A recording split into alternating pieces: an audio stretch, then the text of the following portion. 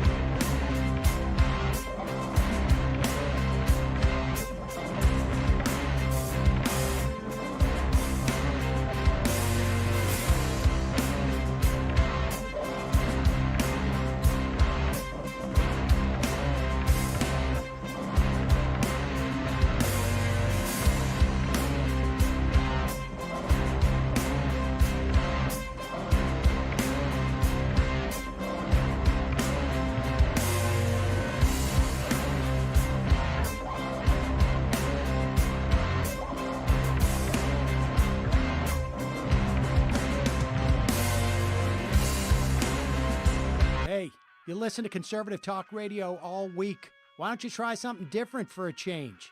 The Majority Report with Sam Cedar is a 5-time award-winning daily left-wing political talk show. We go live every weekday at 11 a.m. Central Time on our YouTube channel. You can find it by searching for The Majority Report. We talk about the news, we take libertarian callers, we have debates, we interview guests on topics ranging from the post-Civil War Reconstruction era, child poverty, capitalism, the intellectual dark web, and more. And that's all just within the last month. If you want to hear what smart, progressive political talk that is occasionally amusing sounds like, then you need to tune in. And you're always welcome to call in if you want to hear the correct opinion. I can't hear, by the way. Any given topic. I will give it to you. Tune into the Majority Report at 11 a.m. Central Time on YouTube or later wherever you get your podcasts.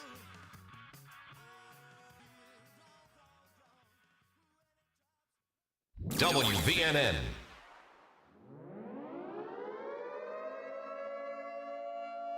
You're listening to the Valley Labor Report with David Story and Jacob Morrison. The time has come for America to hear the truth. We are going to stand with them, and not only are we going to fight for their rights, but we're going to stand up for our rights here in our state, in our homes, and in our communities.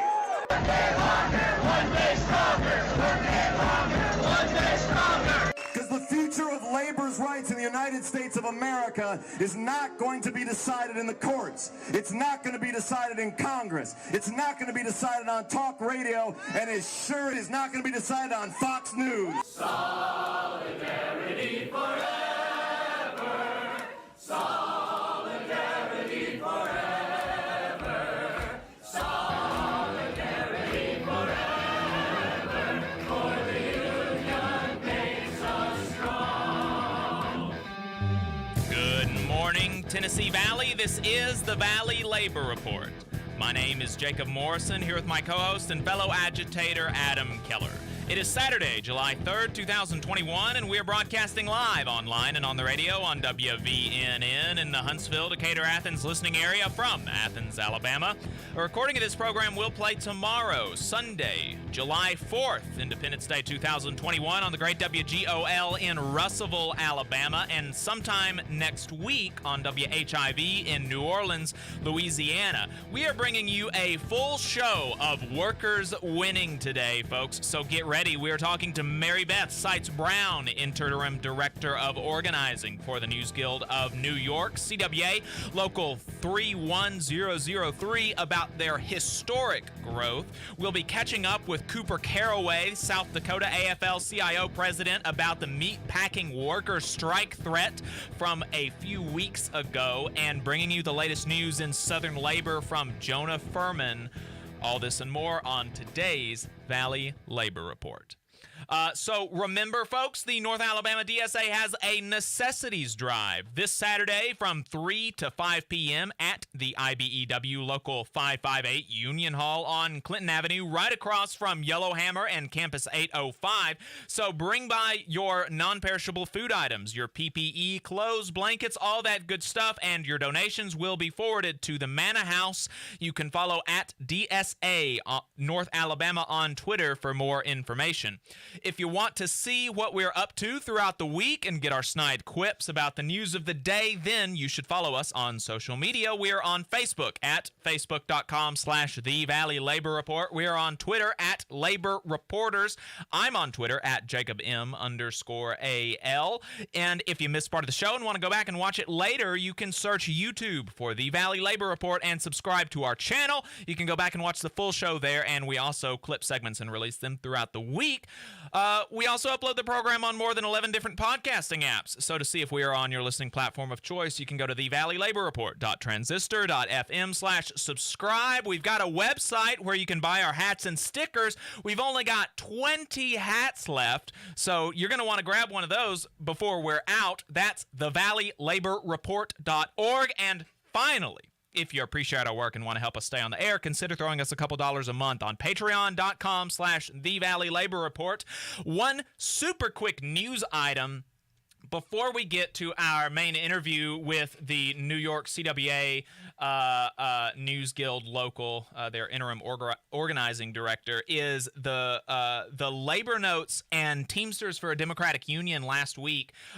They had a massive flood in their Detroit office. They lost tens of thousands of dollars of educational supplies, of books, of all sorts of stuff, not to mention the damage done to the physical building.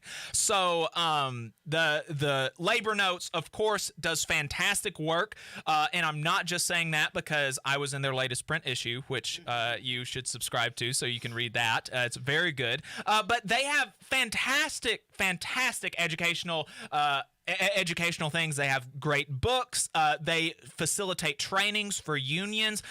They were able to. They were willing to give a free training on just cause to us during our mine worker strike fundraising stream a few weeks ago, and it was just fantastic. The information was so good. They do such good work. And Teamsters for a Democratic Union, they are a reform caucus within the Teamsters that is fighting to make the Teamsters, which is one of the biggest unions in the country, a militant, fighting, and democratic union, and they are doing good work. They have put together a coalition that is going to be running for international office. They're up for election in the fall, and they think their coalition is going to win the general presidency. That's huge. They're doing, such good work for Labor Notes, Teamsters for a Democratic Union. So help them, if you could, chip in $27 or more to their fund to recoup the damages from the massive flood. Like, the flood went up 5 feet in their basement. It just huge amount of damage. So if you could donate to their fundraiser, you can follow Labor Notes on Twitter, and they've got the donation link, and we'll also tweet it out, and we'll put it in the description for the video at a later time. But make sure you do that. They do really good work. All right, so Mary Beth Seitz Brown is the director of organizing, the interim director of organizing for the New York CWA. We may have we may not be unmuted on the Zoom. Yep, we got it. Okay, so we're gonna unmute us. Yeah, okay, now you can hear us. Very good. Well, that's fine because we were just about to start the interview. So, but thanks for catching that for us, Mary Beth. So Mary Beth Seitz Brown is the interim organizing director for the New York NewsGuild CWA Local 31003. And folks, if you know anything about the NewsGuild, you know that they're busy. So, Mary Beth, sister, I want to thank you so much for taking the time to talk to us today. I really appreciate it. No problem. Thanks for having me. Absolutely. So, for people, there are going to be folks that don't know there are going to be folks who don't know about what's happening with the NewsGuild, the explosive organizing growth that you have seen over the past several years. So help us, give us like a 30,000 kind of square foot view of what's happening with the NewsGuild and your recent organizing wave. Like, how many shops have y'all organized? How many more workers do you have as part of your membership and stuff like that? Yeah, so, to put it simply, journalists are organizing a lot. There's been a huge wave of media workers organizing, especially in the last 5 or so years. So in the NewsGuild, we've had a growth from, 2016, 2017. Our whole international union has added about 45,000 members. And our local, which is where I work, went from about 3,000 members to 4,000 this year, and we're going to be adding another 2,000 members by the end of 2021. So we've seen really huge growth, have had over 100 successful campaigns in the last few years of organizing. And I think it's only going to continue. So it's a really exciting time to be part of this industry, part of the labor movement. And yeah, we're busy. What was the number for, did you say 45,000 or 4,500 new members? 4,500, yeah. 4,500 new members. That is amazing. That's That's just really fantastic. And how many shops is that? How many union elections have you won over the past few years? So in our international, we've had over 100 campaigns. Not all of those have had to go to the National Labor Relations Board. A lot of them have gotten what's called voluntary recognition, where you can bypass that process if the employer agrees, usually because you have a supermajority of support. So but have had many elections also, especially around the country and our international. And for people, there's going to be a lot of folks that say, bypass the election. What does that mean? Why is that good? Is that bad? That sounds kind of scary. Talk to us about why the voluntary recognition is so important, and it's something that unions fight for, and it's something that y'all have been able to win in so many of these campaigns. Yeah, so if anyone has any experience with the National Labor Relations Board, they can tell you that employers have rigged a lot of the process to drag it out, to be able to make the process really procedural and bureaucratic and confusing. And that really just benefits employers. It gives them months and months to be able to wage anti-union campaigns, to wear people down. Even people who really support the union just become really demoralized and stressed out by constant anti-union campaigning. So, the board rules have changed over time. Basically, with every administration, we get a slightly different set of rules as we get more or less favorable people on the board. But even when it's a favorable board, the process can be pretty lengthy and disempowering for some people. So a lot of unions build up pressure to demand voluntary recognition from their employers, to basically say, if you want to live by the values, it's common with progressive or mission-driven, nonprofit employers, et cetera, but not exclusively. But if you really want to not be anti-union, then voluntary recognition is the best path to do that, because it saves everyone a long process that really just proves what we already knew from the beginning, which is members sign union cards as part of the organizing process. They cast their votes, they show their public support for the union. And so often going through the NLRB process is just to reaffirm that. So, but there are cases where the employer says no.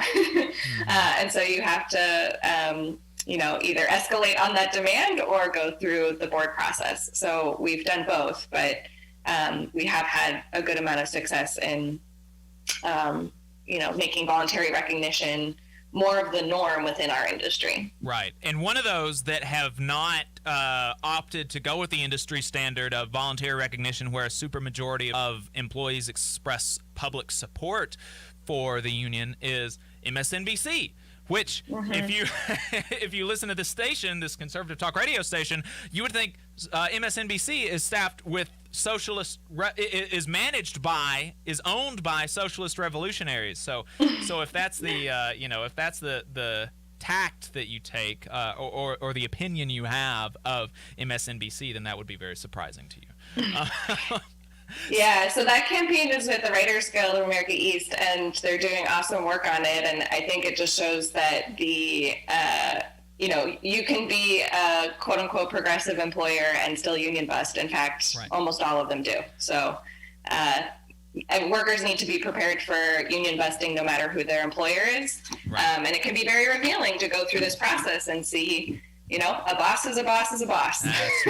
That's right. I'm so glad you're on today to reiterate that message, because it's been kind of a theme of our show lately, talking about MSNBC, the National Education Association, and these other organizations which at least, pretend to be progressive, or in some cases maybe they kind of are, but when it comes to their own employees, it's often a different type of mentality. So a boss is a boss is a boss. We appreciate you saying that. We're going to live by that motto. Right. So we've only got like about a minute left in this segment, so we're going to have to pick it up on the other side of the break. But before we go, why don't you start us off helping us to contextualize this recent explosive organizing wave? Like, why now, and why in the news industry? Yeah, well, the news industry is under attack. Employers are consolidating their power. So the largest newspaper chain, Gannett, recently had a merger with Gatehouse, which was one of the other major chains. They now own 1 out of every 5 newspapers across the country. A hedge fund called Alden Global Capital recently bought up Tribune Publishing. So if you like the New York Daily News, you buy a hedge fund, and they're the second largest newspaper chain in the U.S. And really since 2008, newsroom employment has plummeted. So we've lost half of newsroom jobs. The overall news industry employment's down 23%. And it's because owners are consolidating their power, and they are extracting more and more profit from the industry, trying to reduce labor as much as possible. And I think just like workers everywhere else, there's been constant layoffs, wages are stagnant, healthcare costs are skyrocketing, and people don't feel like they have a voice on the job to be able to fight back. So they're doing what workers were all together collectively. But I think that there's just been particularly visible and dramatic attacks on the industry by hedge funds, by these monopolies, essentially, these monopoly corporations. And people have realized the only way to move forward is together. Right. That's exactly. And so we're coming up on a break now. We're going to pick this up on the other side of the break. And I want to know some of, you're mentioning the power structures there and why the conditions are so bad in the news industry. I want to learn more about, what are specifically journalists, anchors, and things like this facing. So we're going to talk more to Mary Beth on the other side. Stay tuned. You're listening to the Valley Labor Report with David Story and Jacob Morrison. All workers deserve fair wages, affordable health care, and a retirement plan that enables them to retire with dignity. Workers deserve to have a say about the terms and conditions of their employment, not just the bosses. With the machinist unions over 600,000 members having our back, Local Lodge 44 in Decatur, Alabama has been serving workers' interests for over 20 years. Our members have the best health insurance in the area with zero deductible plans. We set the bar for pay in the area with over $40 an hour rates, consistently averaging the highest non-college degree jobs in North Alabama with some of the best retirement plans in the industry. We can do the same for you. Together, we remain united, raising our voices to ensure justice on the job and service in the community. The Machinist Union is a true Southern union founded in Atlanta in 1888. We have been serving members' needs for 132 years. The longevity of our union proves our dedication and loyalty to the working class. The Machinist Union isn't just for machinists. We represent workers in government, healthcare, auto workers, aerospace workers, transportation workers, the defense industry, and woodworking. Our members even build the iconic Harley-Davidson motorcycles. If you're ready to get serious about better benefits and wages, if you want to have a voice in your workplace with over 600,000 members to back you up, call or email us today at 256-286-3704 or organize at iamaw44.org. Here in Huntsville, federal employees are an invaluable part of the nation's defense, offering unmatched expertise in engineering and technology and as stewards of taxpayer dollars. What we ask for in return is to be treated with fairness, dignity, and respect. The American Federation of Government Employees, AFGE Local 1858, is a union of working people looking out for each other, making sure that we're treated right. To inquire about joining or to learn more, call 256-876-4880. WVNN.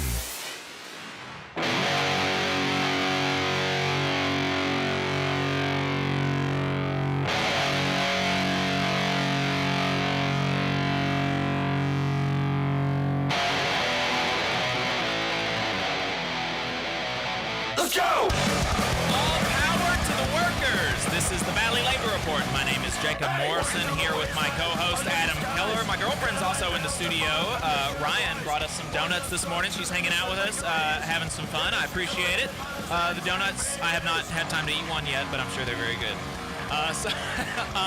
We're talking to Mary Beth Seitz Brown. She is the interim Director of Organizing for the New York NewsGuild, CWA, Local 31003, about their explosive new organizing that they have that they've seen over the past few years. And she was giving us some context of the news industry has gotten really tough to be a worker inside of. And she explained some of the reasons for that, some of the structural reasons, the consolidation of power by the bosses, by corporations, by, you know, these huge institutions buying out smaller places, and thus giving workers less power. So what are actually the conditions on the ground and in the newsroom that are resulting from that?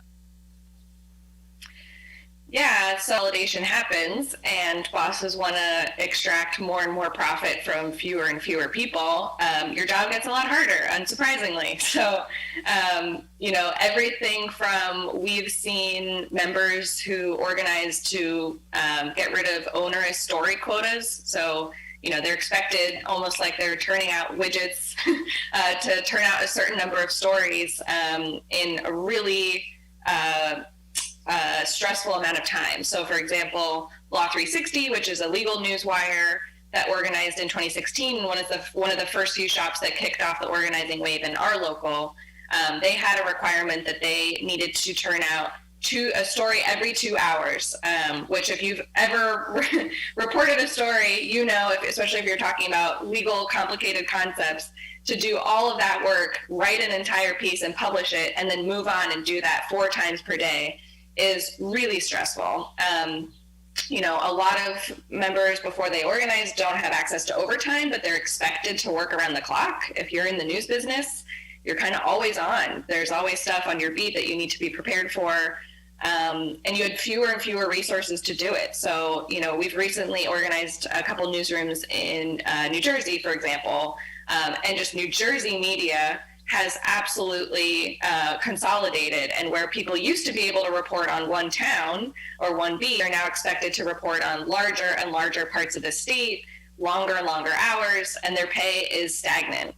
For some people, it's effectively lower than it's been for their entire careers because they haven't gotten a raise in 20 years. So it's really stressful work. And I think during, especially the Trump administration, as you know, he attacks journalists, a lot of those folks felt more and more like their work is a public good. If you are reporting during the pandemic, that's life-saving information to report on how to stay safe, what's happening in your community, what's happening with your local government. You know, there's this tension that arises from, I need to deliver this information to my community and I have no resources to do it. Because my boss wants to save as much money as possible and sell off this newsroom for parts, essentially.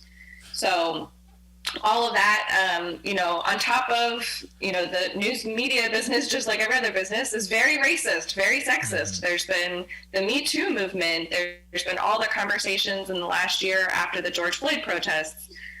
All of this leaving, you know, newsrooms, which are overwhelmingly white, and often led by white men, feeling like they can't actually do their jobs well without being seen and respected and paid appropriately and invested in to be able to grow. So I think those are all of the sort of day-to-day conditions that have led people to say, you know, it's not, we can't just do this with a diversity committee. We can't just do this on our own. We need to form a union, have bargaining power, and take collective action because it's just too much. Right. Right, and that's, you know, I spoke about this last week about how, you know, and that's something that you mentioned before the break, or that you kind of alluded to about the corporations really trying to squeeze everything they can out of the workers and the institutions that they own, that they manage, not through virtue of their labor or their, you know, ability to report the truth accurately or to facilitate such accurate reporting. They own it by virtue of their wealth. And really a better way to think about these institutions as institutions is really like hedge funds that have that also invest in a newsroom. You know, which is not to say that reporters or anchors, like, that's not to say that they're doing bad work or that they are have malignant intentions or malicious intentions, or anything like that, but the people that own these institutions do. And and so the reporters and everybody is having to operate within that system. And so how do we give the workers who want to report the truth, who want to be independent, who want to be able to challenge and speak truth to power, how do we give them the ability to do that? It's to give them more power and autonomy, and the best way to do that is through unionization. Absolutely. I think that the, hedge funds in particular, there are hedge funds in every industry, right? It's not like the news business is unique. It's just that I think this is actually a clarifying moment for some journalists to realize, oh yeah, we're like every other worker. Right. Hedge funds are going to come to us just like they've come to hospitals and retail. And we have more in common with the Toys R Us workers who were a victim of private equity than we think. So I think it's been really clarifying for a lot of people to see the way that the industry is not immune to all of the same patterns that have been happening throughout the economy. And that's also, I think, a radicalizing experience to then realize I am a worker. I'm not just a professional. I'm not just, I think sometimes white collar intellectual workers don't necessarily feel connection to the working class.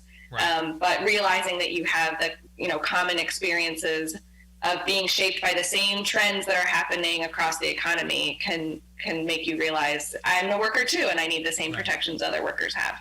Yeah, that's, I have coworkers.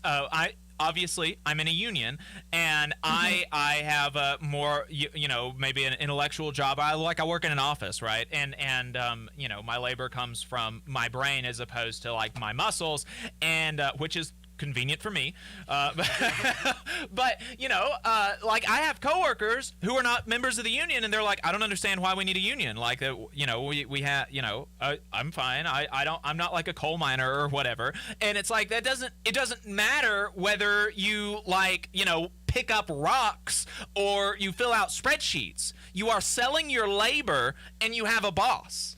That's all it takes to need a use criteria. So we need a union, and so does every worker who meets those criteria. If you sell your labor, whether you're picking up rocks or filling in spreadsheets or anything else, and you have a boss, then you need a union. And that's such an important point that you brought out there, because so many professional workers, quote unquote, professional workers, people who have degrees, they don't like to conceive of themselves that way. And I think that's kind of by design. There's a lot of institutions. There's that's really convenient for our bosses. That's very convenient for our bosses that a lot of people in these blue-collar professional, quote unquote, jobs don't like to conceive of themselves as workers. It's very convenient for our bosses. We're talking to Mary Beth Seitz Brown, the interim organizing director of the New York NewsGuild, and she's going to tell us some of their best, highlight some of the contract wins and some of the worker stories from their recent organizing growth. On the other side of this break, stay tuned. Huntsville's #1 news, talk, and weather station. WVNN Athens. WVNN FM Trinity. A Cumulus station. It's 10 o'clock. From ABC News, I'm Derek Dennis. A state police standoff over along I-95 in Wakefield, Massachusetts. A group of armed men ran off the highway into some woods during an early morning traffic stop, have surrendered. 2 were arrested earlier, and after hours of negotiations back and forth, another 7 dropped their weapons and turned themselves in. Authorities in Surfside, Florida, updating the public any minute now on the search and rescue effort at the condo collapse site. No word yet on any new numbers, but we have learned what's left of the building that's still standing will be demolished this Sunday ahead of Elsa, just downgraded from a hurricane to a tropical storm. Because it's moving so fast, it's hampering some of any sort of strengthening. But we do have hurricane warnings and watches up for Hispaniola, Jamaica, and Cuba. The track likely coming ashore somewhere along the Florida Peninsula Monday, Tuesday, Wednesday as a tropical storm. Even if it's far west of Miami, Miami will get impacts from this in the way of some downpours. So that's not going to be good for efforts there. ABC senior meteorologist Rob Marciano, and there's still more danger not not far from Surfside, another condo building declared unsafe and evacuated. Residents of Crestview Towers told they must evacuate after an engineering report deemed the building structurally and electrically unsafe. The report shows poor surface conditions in this 1972 built building, concrete spalling, and signs of moisture on balcony slabs. But it wasn't until the condo collapse in Surfside that prompted audits that the report, dated January, was finally turned over. ABC's Janine Stanwood oversees the U.S. getting closer to its near full troop withdrawal from Afghanistan. Forces have vacated Bagram Airfield, another step toward ending America's longest war. Even with some 650 troops remaining to protect the embassy and Kabul airport, General Miller worries about civil war and worse. ABC's Martha Raddatz. You're listening to ABC News. If the pandemic's taught us anything, it's that the easiest way for germs to get into your body is the nose. We all know how to wash our hands, but how do you clean your nose? For over 2 million Americans, the answer is Navage Nasal Care. Navage uses powered suction to flush out allergens, mucus, and germs that cause congestion, colds, and flu, so you can breathe better, sleep deeper, snore less, and feel healthier. Better yet, Navage is all natural and drug-free. That's why one of America's top respiratory hospitals recommends nasal irrigation to stay healthy, explaining that bacteria and viruses thrive in warm and moist environments, and that you can wash away those germs so they don't make your nose their home. Experience Navage at zero risk. Go to Navage.com, buy Navage, and use it for a month. If you're not delighted, return it for a full refund. There's nothing to lose and a lifetime of better breathing to gain. Also available at Target, Walgreens, CVS, Bed Bath, and Rite Aid. Navage, N-A-V-H-E. Where Alabama talks. WVNN. Depend on it. Charge for the land. A population burned up, bled dry. The marginalized multiply and unite to fight. You raided the world, now they're tearing you apart. The soil you held sacred, now blackened with. Labor creates all wealth should go to labor. This is the Valley Labor Report. My name is Jacob Morrison, here with my co-host Adam Keller. We are talking to Mary Beth Seitz Brown. She's the interim organizing director for the NewsGuild of New York, CWA, Local 31003. And, you know, we mentioned at the top of the segment, they have had 4,500 new workers, like 100 shops organized over the past few years.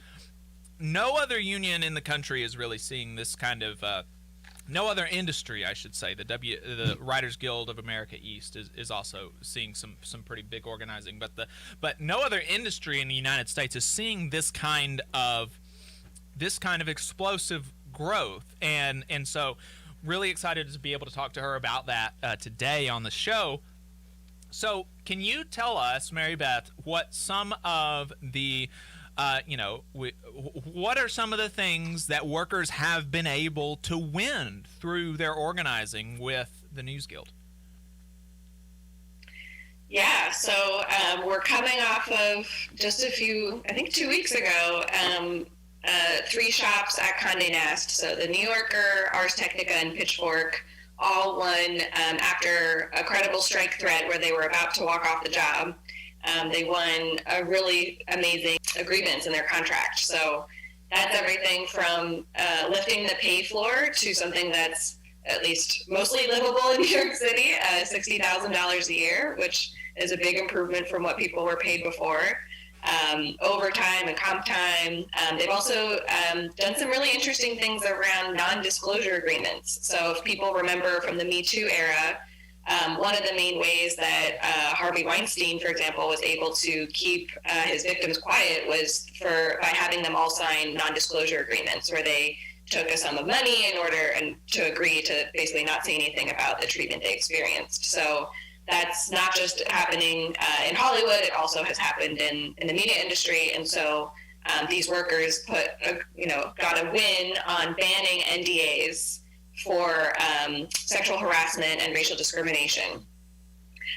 They've also got some really interesting language around diversity and issues of diversity and inclusion at the workplace. So they won a company-wide commitment that at least half of the candidates who are being considered for jobs have to come from underrepresented backgrounds. And like I was saying earlier, media industry is very white, largely, historically has privileged people who come from upper class backgrounds who can take really low wages because they have family money. And that's kept the media having, when people say the liberal elite media, there's an element of truth to, who's been able to afford to take those jobs. Right.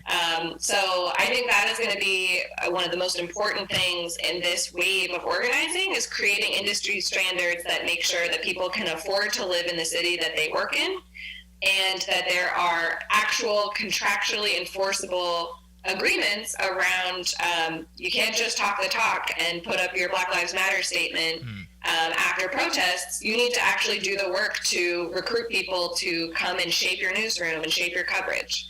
So I'm really incredibly proud of all of the work that they did to secure all those wins, because I think that's going to pave the way for all of these other workers who've organized, who are still fighting for their first contracts, to get similar agreements and industry norm. And that's part of why we do new organizing, right? Going back to, all right, all this explosive growth, what's the purpose? Sometimes, we have debates within the labor movement about, new organizing versus, working with your existing membership. But through new organizing, you can have more industry density and fight for these kinds of provisions and make them a norm by having your members coordinate and push the same contract language. So, that's not just at the New Yorker, but also we had PC Magazine and Mashable and Quartz, 3 other outlets also recently got their first contracts and had that similar language as well. So it's incredible to see, in addition to the sort of economic stuff that people always fight for, what are some of the non-economic things that people want to do to change the industry, the way it looks and operates, and who gets to be in it?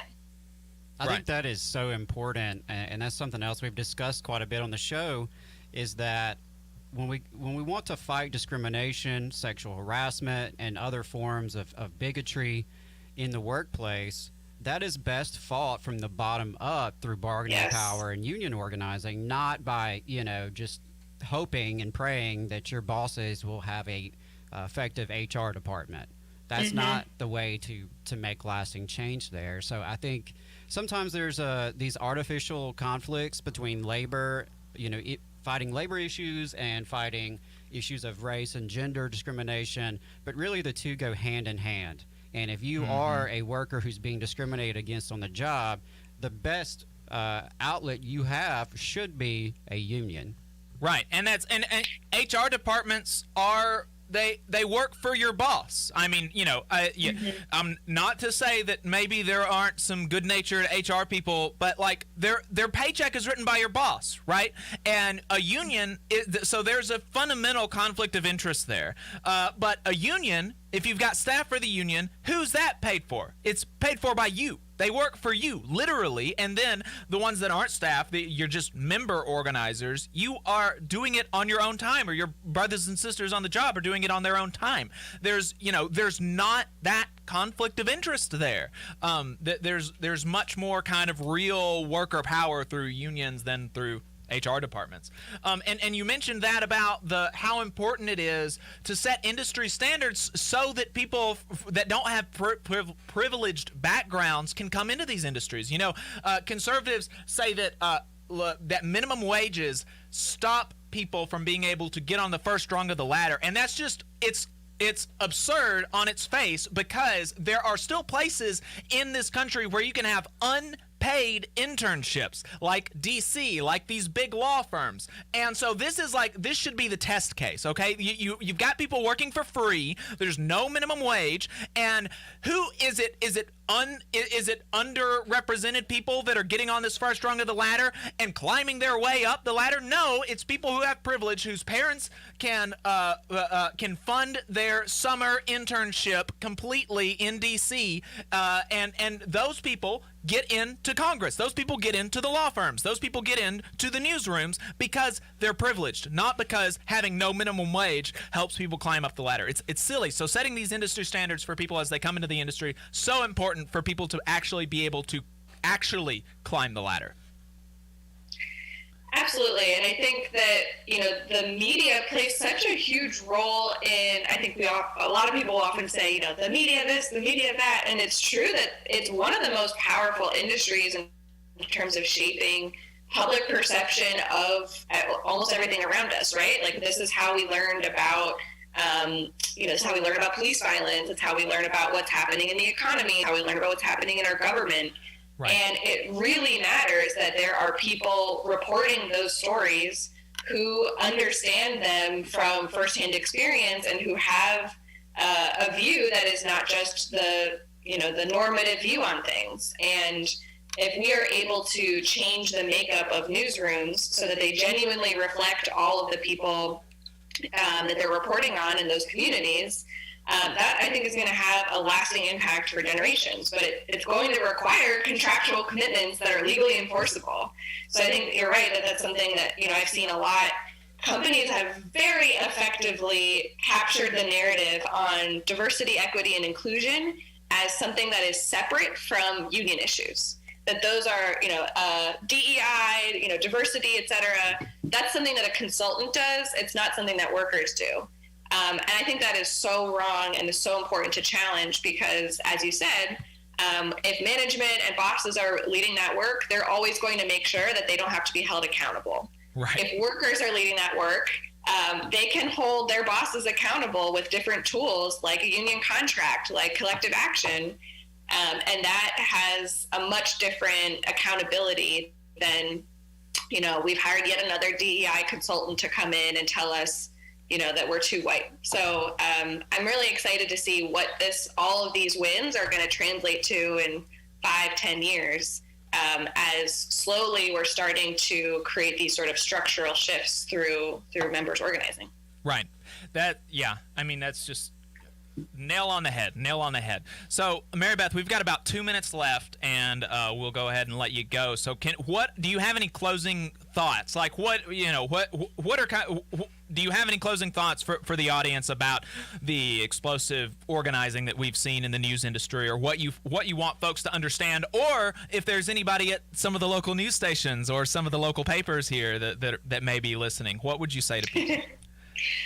Well, I would say that, we at the NewsGuild don't have to be unique. There's nothing super special about what we are doing.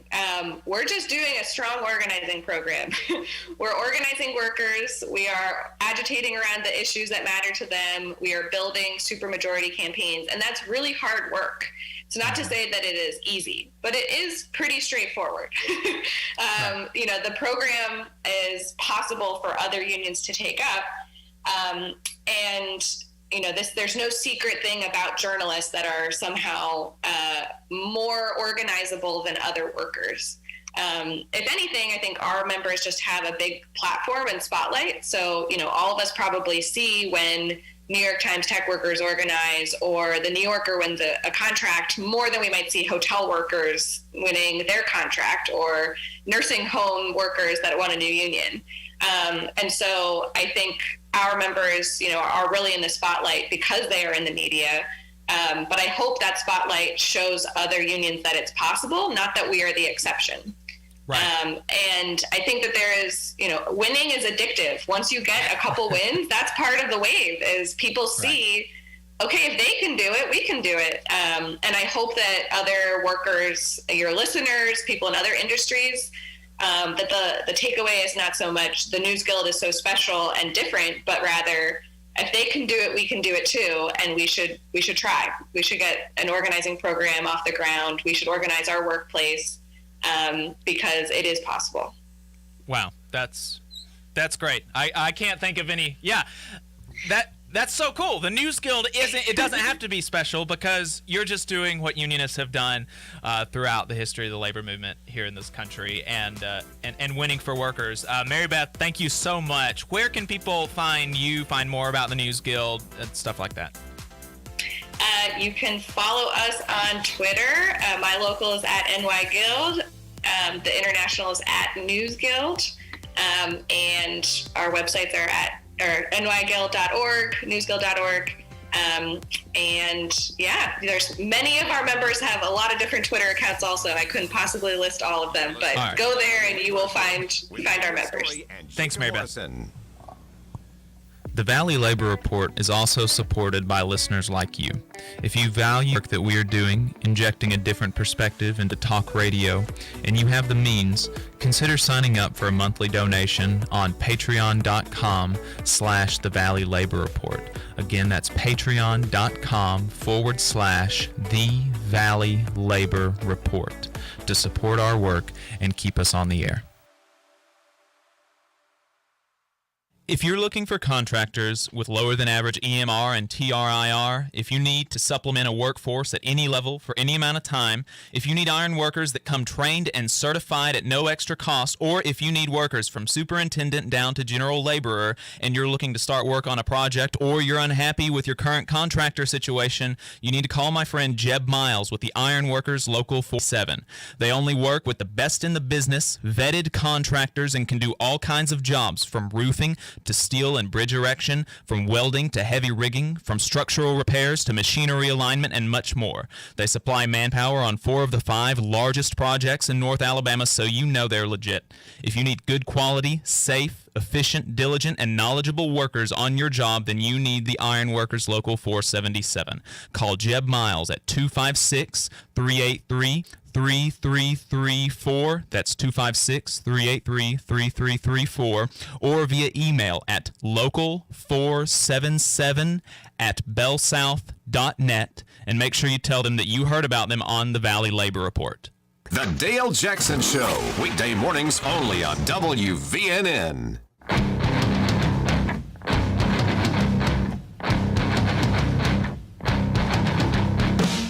Lonely dead, stuck, bleeding pig.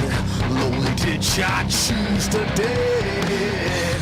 All power to the workers. This is the Valley Labor Report.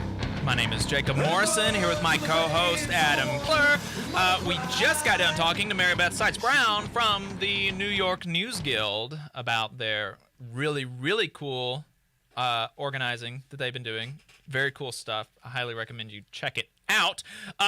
So let's go to what happened last week in Southern labor. We figure that out every week now by reading Jonah Furman's newsletter on Substack, Who Gets the Bird.substack.com, I think is the address. And so we pull out everything that happened in the South, and it's kind of like a little teaser. You want to hear what happens in the South? You can listen to us reading off his newsletter, but there's so much stuff happening outside of the South in the United States that he talks about in his newsletter. So I highly recommend checking it out every week. He sends it on Thursday or Friday or Saturday or something, and he lets us know what happened in the United States, and so we read it off, what happened in the South, as kind of a teaser. So make sure you check that out. You can follow him on Twitter at Jonah Furman, JONAHFURMAN. So we'll start off with new organizing. There were 104 freight drivers, mechanics, and dispatchers at Garton Trucking in Covington, Virginia. They are organizing with the Association of Western Pulp and Paper Workers. He mentioned in his newsletter that that's so strange that he actually wonders if that says, why would truckers join the Association of Western Pulp and Paper Workers? I don't know, but sometimes people do that. Sometimes people join strange unions. 19 drivers for chemicals distributor Univar Solutions in Houston, Texas, are organizing with the Teamsters, Local 988. 9 mechanics for the Intermodal Mexico in Miami and Fort Lauderdale, Florida, are organizing with the Teamsters, Local 760, outside of the NLRB. School nurses in Melville, Missouri, outside of St. Louis, have unionized and won a contract.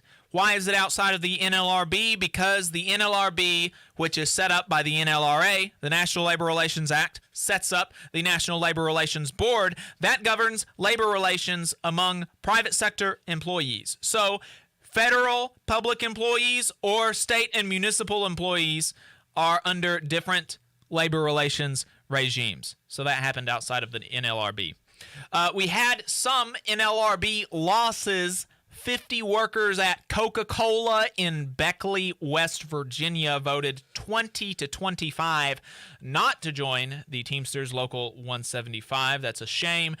There is a decertification vote that is going to be scheduled soon. At least 30% of the 468 nurses at Cleveland Clinic, Indian River Hospital, Cleveland Clinic, Indian River Hospital, long name, in Vero Beach, Florida, have filed to decertify their union, the Teamsters Local 769. And like any other NLRB vote, that's going to have to go through the whole election process, but that's something to watch. The Cleveland Clinic acquired the hospital in January of 2019.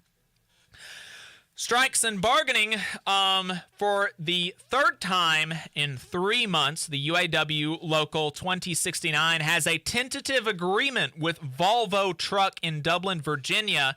The last 2 times the agreement was voted down by huge margins. So we'll see what's going to happen. This vote is going to take place on July the 9th. So we'll be watching that and maybe be able to tell you what happens next week with that vote. Hopefully it's a good contract, and hopefully if it's a good contract, they vote for it. And hopefully if it's not a good contract, they vote it down and say, screw you.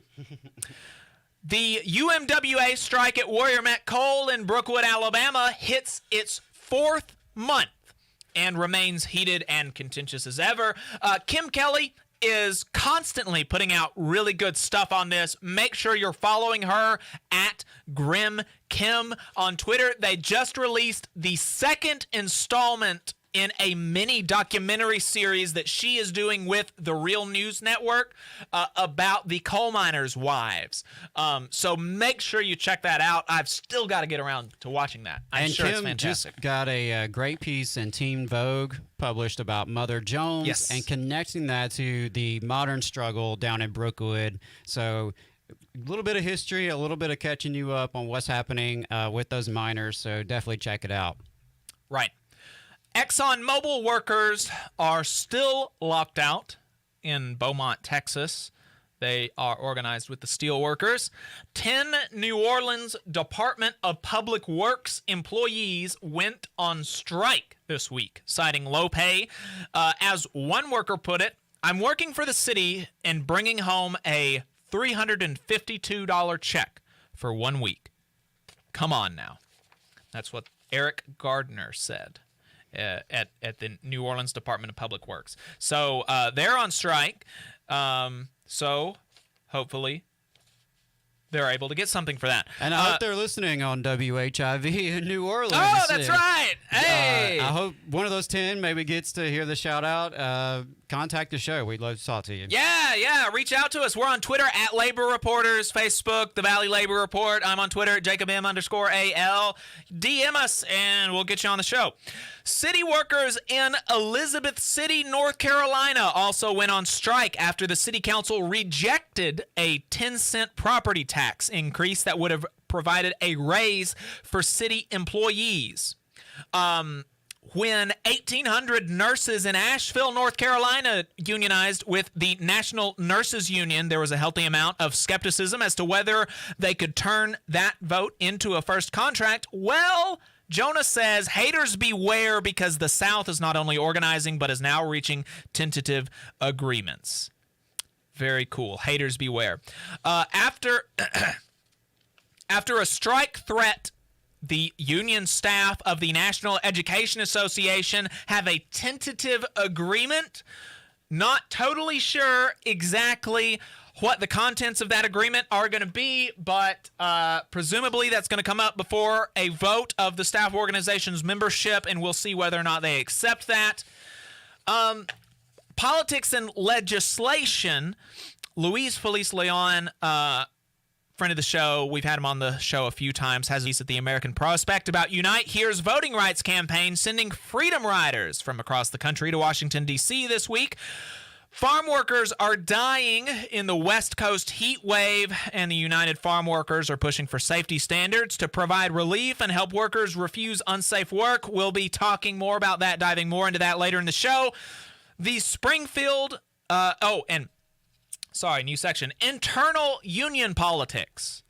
The Springfield, Missouri Education Association, the UMWA, has a new international secretary-treasurer after the abrupt resignation of Levi Allen, purportedly to spend more time with his family. I'm not sure what exactly is going on there, but wishing him the best of luck. Hope nothing is terribly wrong. But that came as a surprise to everybody that I know down there. So that's it for last week in Southern Labor. Adam's going to give us some local updates. If you want to see what's going on, what happened the rest of United States Labor, subscribe to whogetsthebird.substack.com by Jonah Furman. Absolutely. Just to give you a couple local updates, the biggest story right now, and we've covered this on the show quite a few times, the city of Huntsville's response to the protest last June. There's been a lot of ongoing reporting about this because, unfortunately, the city of Huntsville has done very little to address any of the concerns brought up, not just by a community activist, but also from the report that they commissioned through their advisory committee. And my understanding is they've spent about $700,000 through this outside law firm to produce a report that they have promptly ignored. So if you go on AO.com, Paul Gaddis has provided an update. The city of Huntsville has finally issued some written responses to this report, but right now, the vibe I'm getting is that Tommy Battle and his cronies have decided they've done nothing wrong. They will double down on that opinion, but they would be glad to accept more tax dollars for training. So I want to dive into that maybe a little bit more next week when we've had more time to digest it. A couple other things. On that note, District 1 in Huntsville is having a town hall on July 7th. That would be Wednesday. And the next day on Thursday is the next city council meeting. So if you are concerned about the city's lack of response and their response to ongoing police brutality, to improper handling of protests, and the department, definitely encourage you to check out that city council meeting. Around the state, we've also had a couple of great things put out by Josh Moon with the Alabama Political Reporter. He did a deep investigative dive, and which is kind of timely. We've talked here about the NewsGuild and the destruction of local news in particular, and there's just not a lot of investigative journalism happening in Alabama. So I was glad to see this piece put out by Josh Moon about missing campaign funds. There's been a mysterious disappearance of campaign funds from local Representative Richie Horton. And Representative Horton has apparently nothing to do with it. He's just as confused as everyone. It involves Red Brick Strategies, which was a political shop that had been used by Mayor Tommy Battle, among others. So check that out. And another piece that Josh put out that actually comes originally from ProPublica is about Fraycar America. They had a plant in Muscle Shoals, Alabama, right near Florence. We have plenty of friends there. They accepted a $10 million PPP loan and then promptly outsourced to Mexico. So definitely check that out. That is a great example of corporate greed right here in the Tennessee Valley. Folks, we'll be right back. If Adam may have a couple other local updates, we'll hit those right after we come back, and then we're going to talk to Cooper Caraway. Stay tuned. You're listening to the Valley Labor Report with Ray and Jacob Morrison. This is News Talk 770 AM, 92.5 FM, WVNN. News Star O. In Florida, the remainder of the collapsed condo building in Surfside will be demolished starting tomorrow. Miami-Dade Mayor Daniela Levine Cava making that order in a race against time, with Elsa now downgraded to a tropical storm heading toward the state. Governor Ron DeSantis says it's the safest way to deal with the ongoing rescue efforts. We're preparing for the risk of isolated tornadoes, storm surge, heavy rainfall, and flash flooding. 2 more bodies recovered. 24 people are dead, more than 124 still unaccounted for. In Massachusetts, an early morning standoff on I-95 outside Boston. Police describing a heavily armed group of men wearing military-style uniforms fled into the woods from their vehicles. At least 11 are in custody. Police say the men were heading from Rhode Island to Maine for, quote, training. President Biden is heading to Michigan, part of the 4th of July victory lap on COVID-19 vaccinations and economic recovery. He'll visit a local cherry farm with Governor Gretchen Whitmer. Michelle Franzen, ABC News. The Valley Labor Report is also supported by listeners like you. If you value the work that we are doing, effective into talk radio, and you have the means, consider signing up for a monthly donation on patreon.com/The Valley Labor Report. Again, that's patreon.com/The Valley Labor to support our work and keep us on the air. Yaffe always has the latest news, the important guests, and the best analysis. Listen every weekday morning, 9 to 11 on WVNN. WVNN. Depend on it.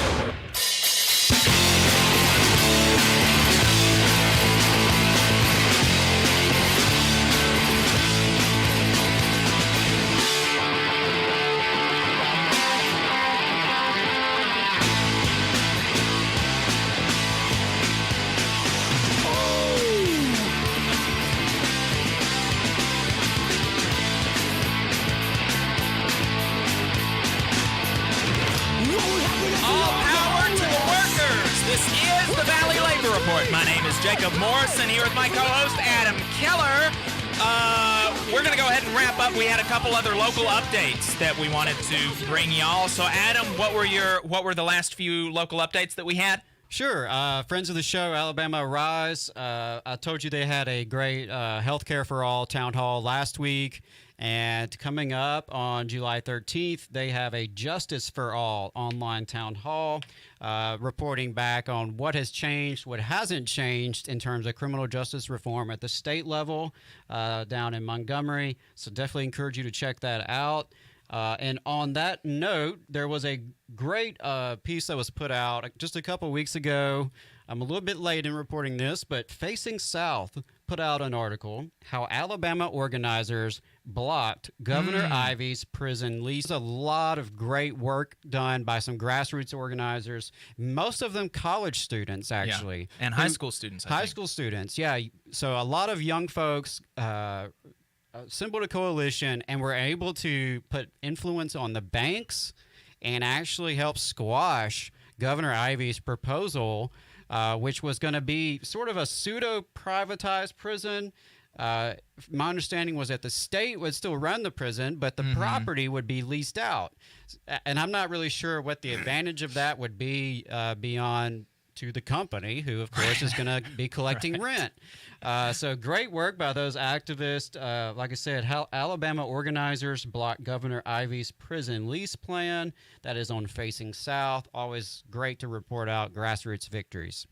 Yep, that's exactly right. We had somebody in the chat asking about, he'd want to know why the nurses at Indian River decertified. They didn't actually decertify.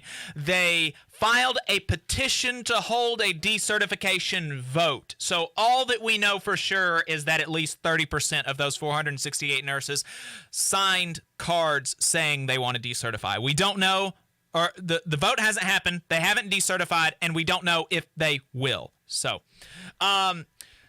we're going to bring on now Cooper Caraway. Cooper is the president of the South Dakota AFL-CIO, and we're going to talk about, he's going to get us caught up on the situation with the meatpacking workers in his state. Cooper, can you remind us, we talked about it a few weeks ago, and if people want more details, they can go listen to that conversation. We had a pretty extended conversation about that, but just give us the top line. What were they going through? Why did they authorize a strike there? Yeah, so I'll give you a crash course real quick. So what happened was the Smithfield workers experienced last year the number one hotspot in the United States for the coronavirus. Over 1,200 workers tested positive. Several died, and all year they're being told they're essential, they're heroes, they're this, they're that. They came to the bargaining table this year, and they're treated like disposable parts of the machinery of the plant. Not only are their wages and other things rejected, but they're asked to make concessions when it comes to the amount of breaks they take and the amount of unpaid leave and stuff like that. So the workers decided, pretty quickly that's unacceptable. They stood together. They voted 99% to reject management's proposal, then voted 98% in favor of strike authorization. Now, this plant produces about 5% of the United States pork product in total. And so I think that the company bosses at Smithfield, probably getting pressure from other parts of the country, decided that it was much cheaper to go ahead and back down and give the workers what they wanted rather than risk a strike. Right. That was something that I read in an interview or a statement by one of your by one of the folks in the UFCW there, that the company they felt like the company was really taken aback by the militancy, by the fact that they voted to authorize a strike. All 4,200 of these workers, many of whom are immigrants and are thus in a kind of precarious situation, 98% of them voted to authorize a strike. That really took the company by surprise and really increased their bargaining power when they went to the table. So what was it that they were able to win in this tentative agreement? Yeah, so they were able to get the wage increases that they were asking for. They got nearly $2 an hour wage increases added on to the base pay, which is, which changes the life of a working class person who's working paycheck to paycheck. Then they were all the stuff that they had before. The company was asking for the elimination of one of their 15-minute breaks. The company withdrew that eventually. The company was asking to limit the amount of unpaid leave these workers could take in order to go back home to their home countries and see their families and things like this. And the company backed down from that proposal as well. And so basically the workers got what they were fighting for, and the company backed down. That's awesome. Is there anything that they asked for, that the workers were asking for in negotiations that they didn't get? Throughout the course of the initial negotiations, the workers were at the table in good faith. Mm-hmm. And so they were working with the bosses a little bit, trying to do a little bit of give and take and stuff like that. But when it became clear that the bosses weren't sharing that same energy, the workers decided that, we need what we need, or we're going to walk. And the bosses ended up backing down. That's really great. And so, when is the vote on the tentative agreement? They should be voting this week. Should be voting this week, so we'll be able to tell everybody whether or not they accepted it next week. But from what we're hearing, it sounds like they got basically everything that they asked for. So that's really fantastic. Cooper, what would you say is what should people take away from this? Yeah, what folks need to understand is a few things. Number one is that if you go to the table with anything off the table, then you're negotiating with two hands tied behind your back.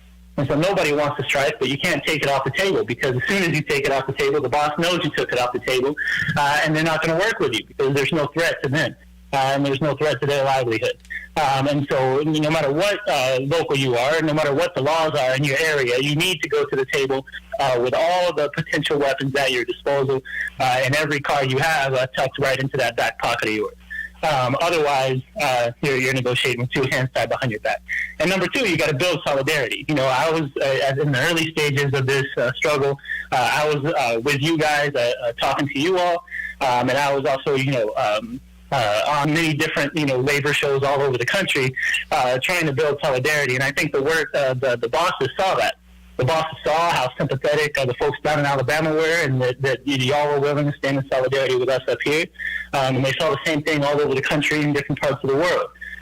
So, the bosses can isolate and attempts to intimidate workers if they're allowed to isolate those workers. But if workers all over the country and all over the world stand up and say they're in solidarity with these workers, then it's the bosses who end up intimidated. Right. Well, and I think something that you mentioned earlier that 5% of the entire country's pork products are coming out of these plants, these Smithfield plants that you guys were fighting in. And I think that is something that the Teamsters that were on last week brought up, is how important it is to organize in those places that are essential to the economy. Because I can only imagine what would happen if 5% of America's pork products just disappeared and didn't hit the shelves. That would impact a lot of people's lives beyond just those workers and their families. So I think that's kudos to you guys for being able to leverage that position in the supply chain to gain some really important victories.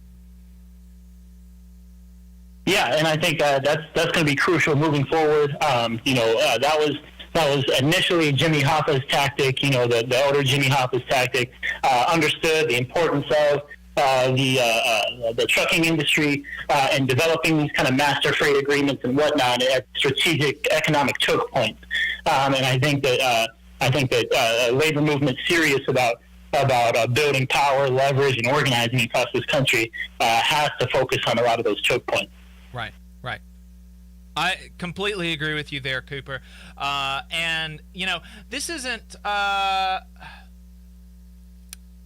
something that I had thought about asking you, but I think we got all out of the way there, and we've got a few more minutes in this segment. So I'm interested. You said that it's important not to take anything off of the table, and there's been some talk in the labor movement from Sarah Nelson, from Hamilton Nolan in these times about fighting for the removal of no strike clauses. Do you have any opinions on that as an idea, as a goal, and if you're supportive of it, do you have any opinions on how to get there?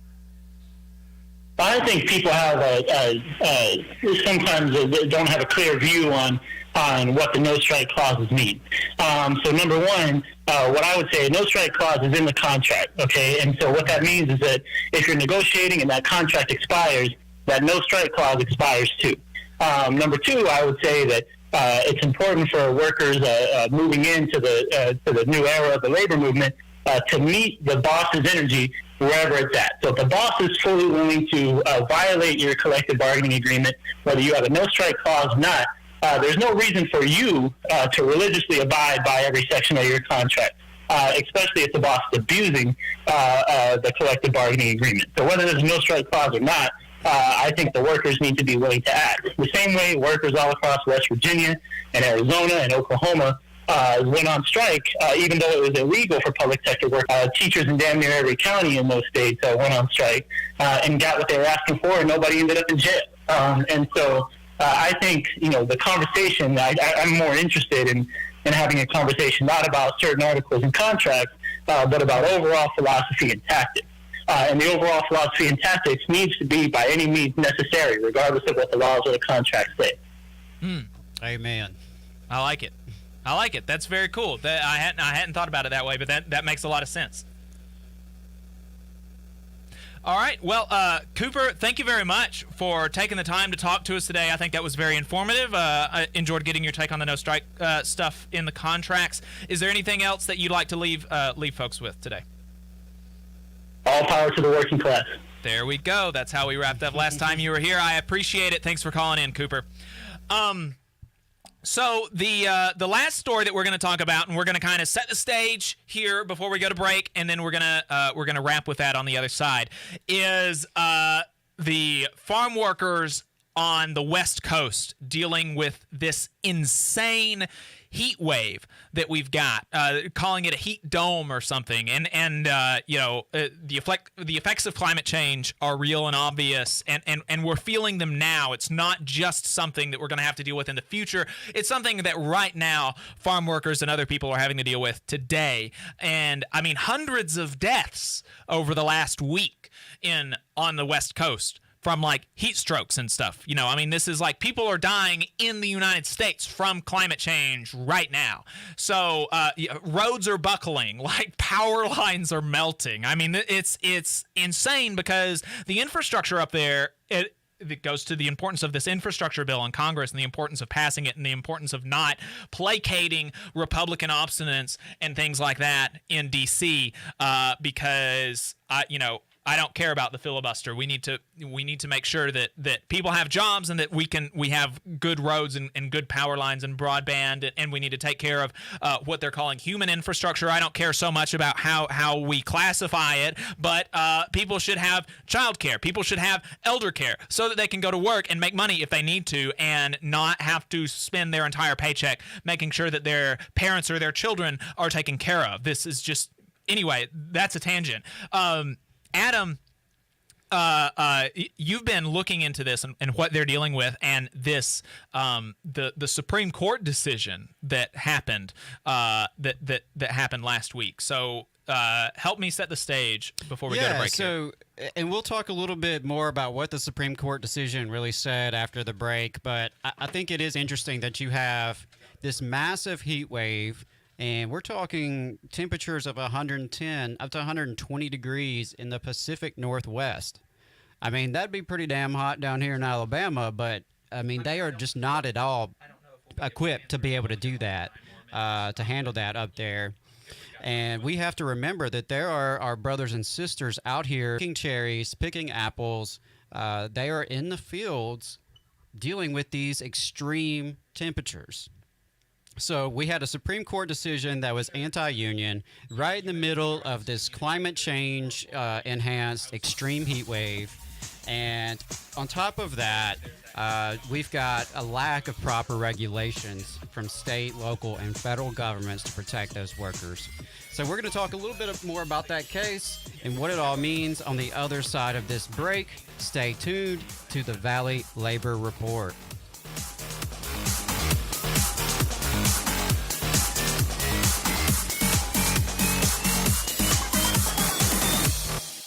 You're listening to the Valley Labor Report with David and Jacob Morrison. The Valley Labor Report is also supported by listeners like you. If you value the work that we are doing, injecting a different perspective into talk radio, and you have the means, consider signing up for a monthly donation on patreon.com/The Valley Labor Report. Again, that's patreon.com/The Valley Labor Report to support our work and keep us on the air.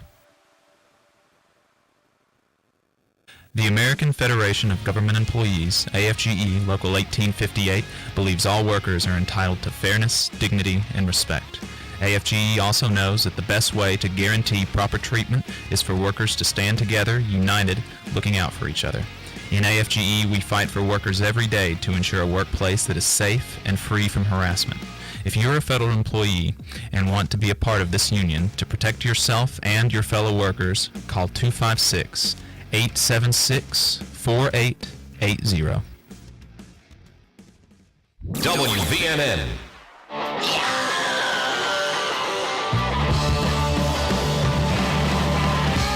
Labor creates all wealth. All wealth should go to labor. This is the Valley Labor Report. We are talking about the heat wave going through the West that farm workers and everybody up there is having to deal with. And there was a Supreme Court decision relating to their rights, to farm workers' rights in California that happened last week. Adam, tell us about that. Yeah, so something to mention is that in California, they have their own set of labor regulations, like many states. Of course, Alabama has very little. We have in the same way that they have this law that the Supreme Court basically struck down, Alabama has right to work laws, right? There are different labor regimes in different states. Yeah, and the other thing that's also worth noting, we've discussed it with other guests before, is that farm workers are not included in the overall framework of federal labor law. So, for most people, you think 40 hours a week is a full-time job. Any more than that, you get overtime pay. All those kinds of rules and regulations have carved farm workers out. And some of that goes back to the New Deal. And when, the working class movement secured so many of these victories with the New Deal, unfortunately, farm workers and other domestic workers were often cut out of that. Right. And that's a legacy of white supremacy and the Dixiecrat hold on the South. And, there's a whole historical conversation there. But I wanted to point you to the Supreme Court decision because in a 6-3 ruling, we have yet another anti-union decision from the Supreme Court. And this one relates to the ability of union organizers to actually go visit workers on the farms. So prior to this decision under California law, if you were with the United Farm Workers, for example, you were permitted to make a certain amount of visits per year to talk with workers, not to interfere with their work, but to actually, meet with them during lunch breaks or before and after shifts. Yeah, my understanding was that it was 3 hours a day, no more than 3 hours a day, no more than 120 days a year. And it could only be during non-working time. Right. So this was not something that interfered with business. It was carefully crafted to not do that. Mm-hmm. But this was taken all the way to the courts so that these large farm owners could keep even that modest practice from happening. Oh, well, really quick, I want to add, why is it that that's important? Why can't unions just, or why can't workers just talk to unions off the farm? Well, one of the reasons is that many of these workers, especially the ones that are immigrants, they literally live on the farm. Right. It is impossible to connect with these people off the farm. And even the ones that don't live on the farm live extremely close and are actually shuttled by farm shuttles from their houses to the farms. So it is, and they work extremely long days, right. And many of them don't speak English. And it's incredibly difficult to talk to these people if you can't go onto the farm during lunch breaks. And so California, the state government said, agree or disagree with it, right? This is supposed to be what states' rights people say is the benefit of federalism is we have a laboratory of democracy, 50 different regimes in the country that allow us to experiment with different things. And so California saw that there would be a benefit to allowing union organizers to step foot on the farm to talk to workers outside of work time. And this is something that states all across the country do with respect to allowing either state workers or private actors to go onto people's property because they perceive that as a benefit to society. Take, for example, health and safety regulations. They have health inspectors either from the state or sometimes through federal contractors. Actually, the restaurants are forced to allow these people to go into their property to inspect them. Okay, so people are allowed to go onto private property by states all the time. This is a totally normal thing, and California saw that there would be a benefit to society to allow this to happen. So that's why the law was in place. And now all of that is under jeopardy. Not only are these the union organizers not going to be able to visit these farms, the court ruled that basically by owning property, one of the most essential pieces to that is to keep people off your property. Now, never mind how important your property may be in terms of the economy, how it's supported by a vast array of state, local, federal subsidies, how infrastructure supports the profitability of that property, and on and on and on. These people like to pretend that their little fiefdoms exist in a vacuum separate from the rest of us. And the court ruling is so broad that, it's only a matter of time before you see some conservative business owners say that they don't have to allow health inspectors. It's only a matter of time before some moron restaurant owner decides to kick out the county health department, arguing that under this Supreme Court case, they have the right to exclude anyone they want from their property. And I think it's definitely a slap in the face to the farm workers, because it makes it difficult for them to organize, and it makes it harder for the union to go see for themselves with their own eyes what is happening. Right. That's the other thing is that, so much of what happens with these farm workers kind of happens in the dark. not physically in the dark because they're out in the damn heat and under the sun. Right. But, most people don't think about what goes into the food that we get. When you go to Walmart or Publix and buy produce, most of us don't really factor in the oppression that went into getting that product to the shelves. Right. And it's going to be that much harder for farm workers to organize in their unions now in light of this case, which I thought just the interesting timing of here we have this heat wave that is unprecedented.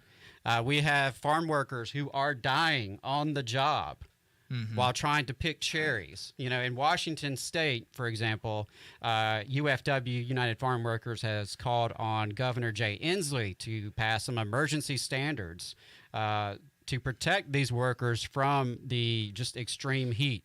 And, from what I'm reading, it looks like there's a lot of folks up there in Washington more concerned about the cherry crop than the human beings who are picking these cherries. So it's just a slap in the face to see that the timing of it. There was a great piece by Alex Brown that you can find in these times about the efforts by some farm labor groups and some actual allied legislators in Colorado, Oregon, and Washington, I believe. Washington, Colorado, Oregon. There are some decent legislators there who have been working with farm workers and their organizers to try to get some changes in state regulations to protect them. Because, again, the federal labor law regime that protects most private industry workers does not apply to farm workers. They have their own separate set of regulations and rules. In California, they actually have a farm worker labor relations board.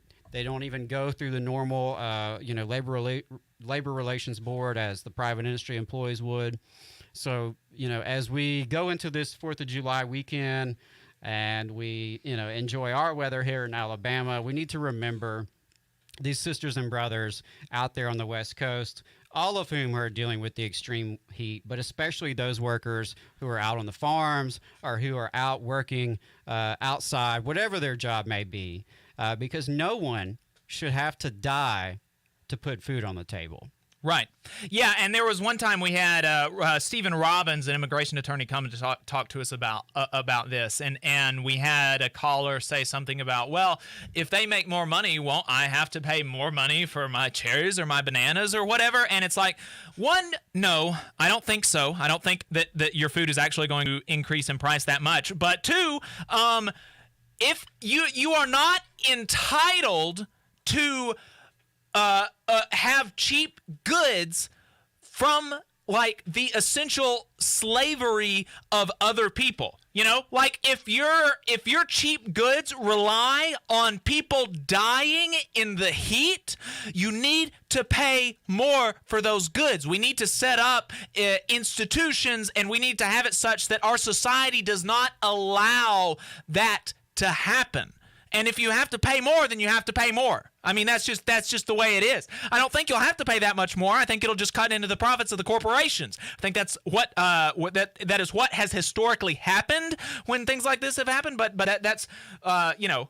What needs to happen. There's a plenty of huge profit margins that could be cut into so that these workers don't have to go out and die just to give you a cheap banana or a cheap cherry. That's ridiculous and asinine to even expect misery of others so that you can get some cheap fruit at Walmart. Yeah, and this is going to be, I don't talk about politics a whole lot on this show, but this is going to be the lasting legacy of Trump. A lot of things that he did can be reversed, but his federal court appointees are going to issue anti-worker rulings for the rest of my life, and that is very detrimental. Next week. WVNN Athens, WVNN FM Trinity, a Cumulus station. It's 11 o'clock. News starts now. From ABC News, I'm Michelle Franzen. In Surfside, Florida, the death toll rising again. 2 more bodies recovered from the collapse of the condo building.